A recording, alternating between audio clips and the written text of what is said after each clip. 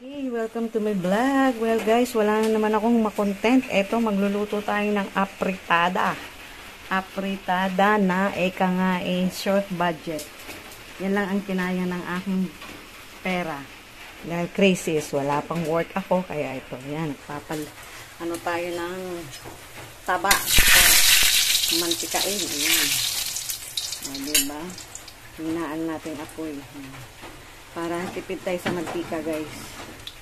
Ayan ang aking for today's video. So, hawain na natin siya kasi ayan. Ang menu for today ko is apritadang baboy. Hindi man siya complete ingredients. Ang mahalaga, nakakapagluto tayo ng ating paboritong ulam. Hindi na natin kailangan pumunta pa kung saan-saan. Nalaglag pa yata itong aking maliit na. Ayan. So, ngayon guys, siguro naman, alam na natin sa lahat ng ating lutong are ay marami nang nakakaalam. Ating lutong are. So, ilalagay muna natin ang ating bawang. Yan, kinamay ko na. Bawang. Kasi kailangan natin ng maraming mantika. Bawasan natin ng mantika. Super dami. Ayan. Sige, pwede na rin. Kasi marami rin man tayong baboy, guys. Okay.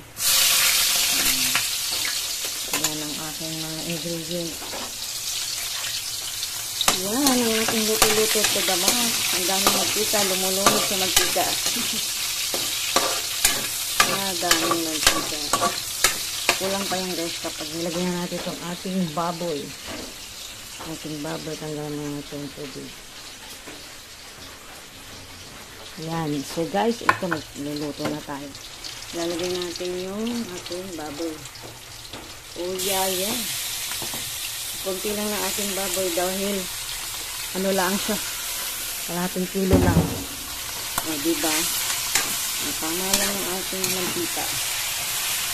Kasi sasangkot sa pa natin sa kailangan muna natin sa tahon. Alam ko maraming ingredient ang apritada. May carrots, patatas, at kung ano-ano pa dahil wala tayong budget, tipid tayo. So, ngayon ito lang. Okay guys, thank you sa aking mga ka-vlogger. Guys, baka naman, pa-subscribe ng channel, Chronica Celeste. Baka channel ko, subscribe, like, and share. Well, ayan ang aking apritada. Mix ko ang aking prime at kare. Minix na ang menudo at apritada. So, yun guys, ang aking for today's video is lunchtime. Apritadang baboy. Okay, thank you so much guys. Don't forget subscribe my channel, Chronica Celeste.